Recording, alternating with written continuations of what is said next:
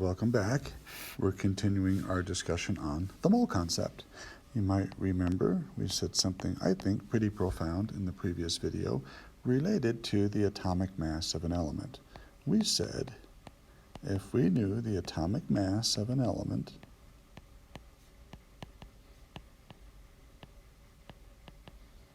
in grams, that this equals 1 mole, or 6.02 times 10 to the 23rd of that element's atoms.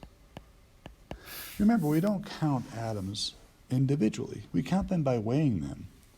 So if we know the atomic mass of an element in grams, we will have 6.02 times 10 to the 23rd atoms of that element, or 1 mole, as we like to call it, atoms of that element. Let's take, for instance, magnesium. If I had 24.3 grams of magnesium, how many moles, or how many moles of atoms would I have of magnesium? Well, let's find magnesium on the periodic table, and I think you're going to see why I chose 24.3. So we'll go to our periodic table, and we see magnesium here. I've already circled it for us. And its atomic mass to the nearest tenth is 24.3 atomic mass units. So that means if I had 24.3 grams of magnesium, I would have 1 mole, 6.02 times 10 to the 23rd, magnesium atoms. Isn't that something? So that's why I chose, kiddos, 24.3 grams of magnesium. It's because I wanted 1 mole of magnesium atoms. So 24.3 grams is the atomic mass of magnesium. So I would have 1 mole of magnesium atoms. What if I had double that amount? 48.6. Well, obviously double that amount would give me 2 moles of magnesium. If I had half that amount, about half that amount, that would give me about a half a mole of magnesium. And what if I 10-tupled that amount? What if I had 243 grams of magnesium, 10 times the mass of 1 mole? That would give me 10 moles, etc. Here, let's try the same thing with carbon, but let's go backwards this time. This time, how many grams of carbon would I need for 1 mole of carbon atoms? Some of you are already looking, aren't you? Let's go to our periodic table and find carbon. And you'll see on our periodic table that I have carbon here.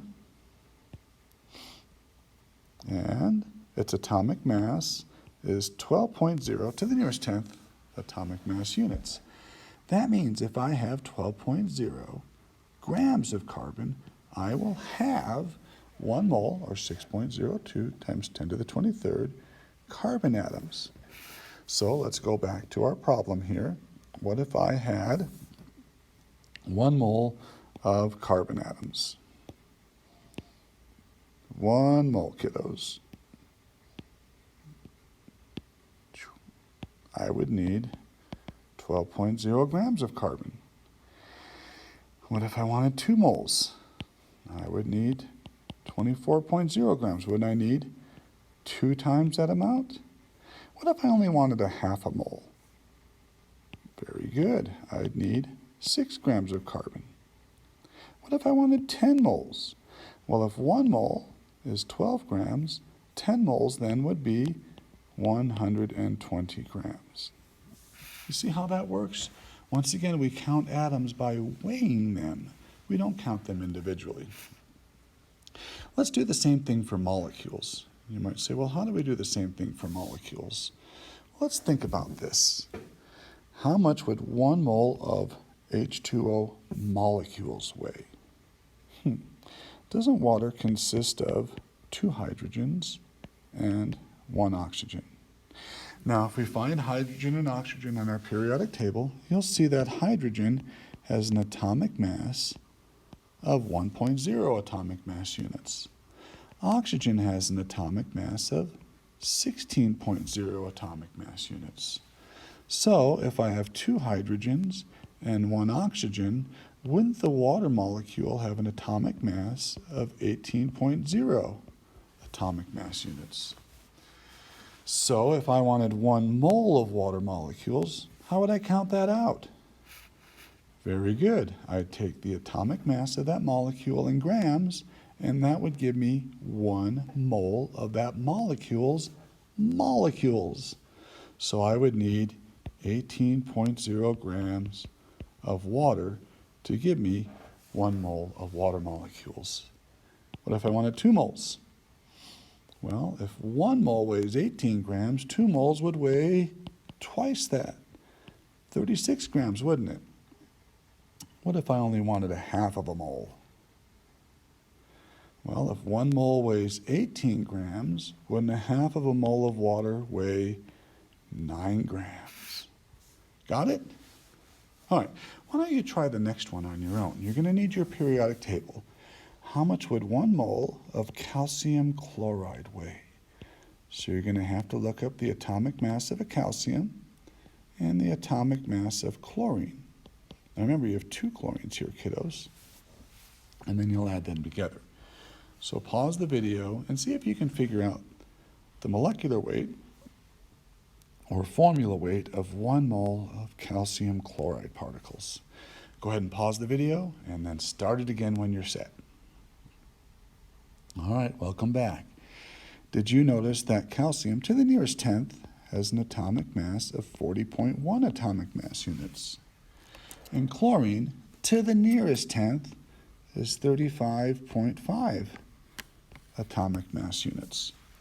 So if we add the weight of a calcium, 40.1 kiddos, to the weight of 2 chlorines, 2 times 35.5, we end up getting, it's an interesting number, 111.1 atomic mass units.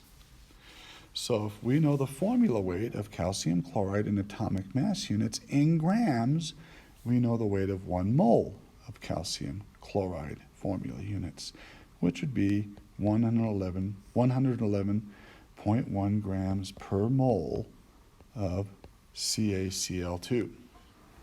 Well, what if I wanted 2 moles of CaCl2? Wouldn't I need twice the weight here? And that's pretty easy to do. You can do that one in your head, can't you? 222.2 grams. What if I only wanted a half of a mole? Wouldn't I have to take 111.1 and divide it by 2? Now we're only going to go to the nearest tenth. It's just simpler for us here, kiddos. So we'd need about 55.6 grams of CaCl2 to get about a half of a mole of CaCl2 units. Is this making sense to you? All right, let's just try a couple more, kiddos. Why don't you do the same thing for glucose? So pause the video, find out the mass of 1 mole of glucose molecules, and then tell me how many grams I need for 2 moles of glucose molecules. When you're done, press play again, and we'll see how you did. All right, welcome back. So glucose, kiddos, consists of 6 carbons, 12 hydrogens, and 6 oxygens. The atomic mass of carbon to the nearest tenth is 12.0, hydrogen to the nearest tenth is 1.0, and oxygen to the nearest tenth is 16.0. So let's figure out the molecular weight of C6H12O6. 6 times 12 is 72.0. 12 times 1 is, of course, 12.0. And 6 times 16.0 is 96.0. So if we add these up, kiddos, we get 180.0 atomic mass units for the molecular weight of C6H12O6. Well, if I know the atomic mass in grams, 180.0 grams, wouldn't that give me the weight of 1 mole of C6H12O6? So this to the nearest tenth is 180.0 grams. Well, what if I wanted 2 moles? Yeah, you're already working ahead of me, aren't you? You would need 360.0 grams. What if I only wanted a half of a mole?